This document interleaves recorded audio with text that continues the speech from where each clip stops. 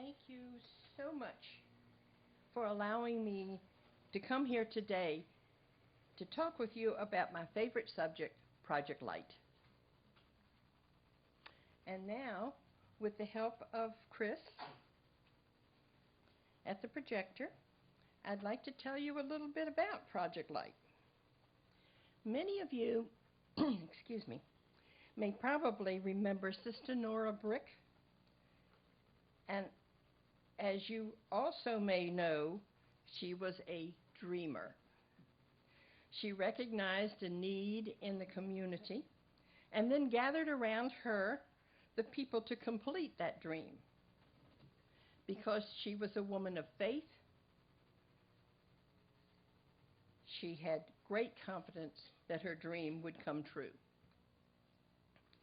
This is the kernel from which Project Light of Manatee evolved in 1994. She had seen a computer program called Project Light where non-English speaking people could learn English and thought this may be the answer for people she came in contact with who spoke little or no English. She also had a $4,000 grant from a benefactor that could be used for such a program. This is where my late husband, Ed, and I came into the picture.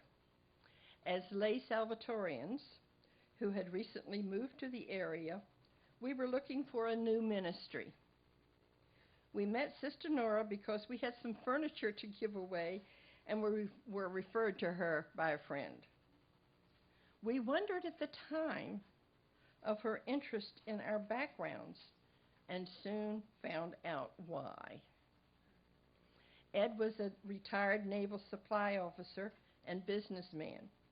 I was a retired teacher that earned my master's degree in computer education. In just a few days, we received an invitation to her house to discuss an idea she had. And before we knew what hit us, I became president and Ed the treasurer of a new organization which was to be called Project Light of Manatee. Meanwhile, Sister Nora went on sabbatical for a year. When she returned, she found an up-and-running nonprofit English learning center, thanks to all the work the board put in to make it happen, especially Ed. We started out in the old Our Daily Bread house on 14th Street. Do you remember it? It has since been torn down after they moved into their larger quarters. We had 2 rooms to use. One is a classroom and a smaller one for the office. It was more like a closet. The original program was all computer-based, but we soon learned that it was not enough and began reinforcing it with the Lawback English Learning Series. We had 2 computer stations separated by dividers and another work table for the Lawback series. At that time, we worked one-on-one with the students. It was a happy place where mothers would bring their little children who played around on the floor as the mother worked. However, it soon became evident that we were outgrowing our space. So we embarked on a search for a larger center and a fundraising effort at the same time. In March of 1999, we finally found the property we now have on 14th Street. To say that we bought a shell of a building is exaggerating only a little. We ended up using the north and south walls. That's about it. New roof, new front and rear walls, new floor, and all new interior walls. Even the parking lot had to be resurfaced. But we loved the finished product. At last, we had room to spread out. We had discovered the need for different studying levels. And so we had classrooms for beginners, intermediate, and advanced students. Because we had so many students, we began having classes rather than individual instruction. Our philosophy is that we are there for the students, not the other way around. So we are constantly looking for ways to improve. Our teachers and the program director, Chris, wherever she is,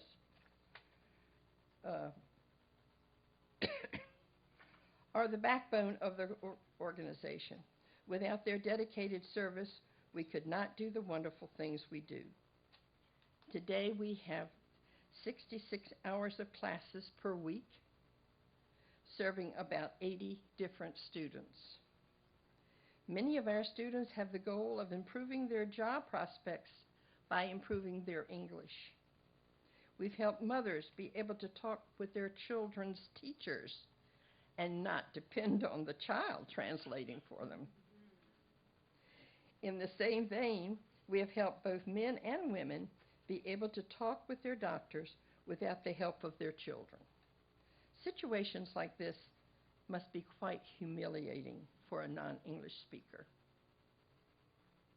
We hope we have been able to give our students the dignity that they deserve. In the 23 or so years that I've been involved with Project Light, it has warmed my heart to see our students work so hard and to see them achieve a better life through learning English. I'm so blessed to have them in my life and have the people that make it happen in my life too.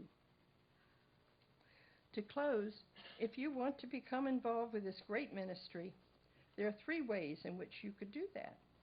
One is that we always need volunteer teachers. You do not need to be a teacher to do this, nor do you need to speak Spanish or Creole.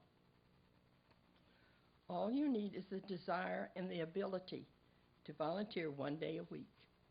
Excuse me. We have classes from 9 to 11, 11:30 to 1, and evening classes Tuesday and Thursdays from 6:30 to 8. Your choice to fit your schedule. Just call Chris, our program director at the center.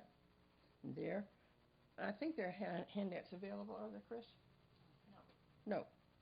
Sorry. Speak to Chris if you're interested. The second way you can help is by supporting our efforts. We rely on donations and grants to keep our doors open, so this kind of help is always appreciated. The third way you can help is to add Project Light to your prayer list for our continued success. Thank you for the warm reception that you have given me today. And now Victor Diaz, one of our students, our faithful students, will share his experience at Project Light. Thank you so much.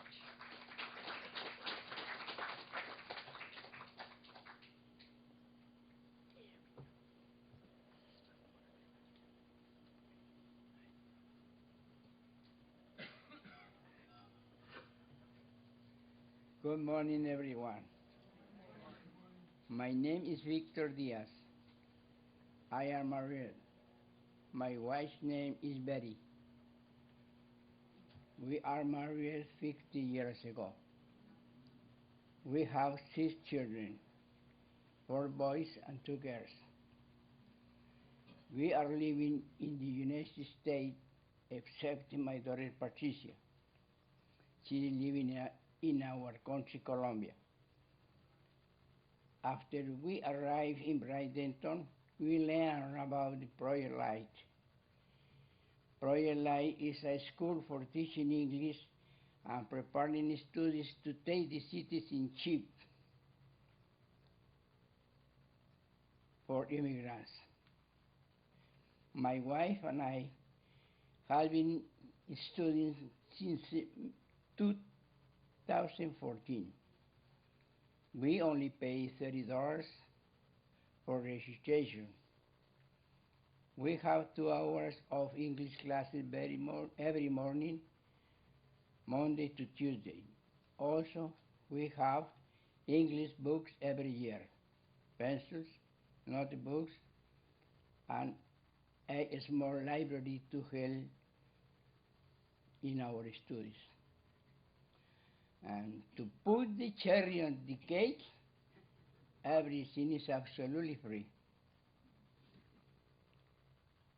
This is amazing to me. People come to this school from all over the world. In my class, I know a married couple from Russia and a tourist from Argentina. He said he was coming there to practice his English face-to-face with American teachers. Project Light is beginning to be famous. We have excellent teachers. Miss Chris, our principal, is a person very committed to the work. She organized the English classes for the teachers. When any teacher is absent, she takes his place. Our teachers are volunteers who previously taught in high school and college. Others are lawyers or government workers that are now retired. They choose the more noblest profession, teaching. They are very polite with the students and very professional with the English courses. Our school is a great, unique project in Florida for teaching English to immigrants. Thanks to this group of philanthropists. God bless them and their families. My wife Hannah and I are happy to study there because we can learn and practice our English every day. Betty is 85 and I am 90. We are catching on in this opportunity to improve our English. God bless Project Light forever. Thank you to our benefactor and our teachers. And thank you, yours, for teaching me, for aiding me. Thank you.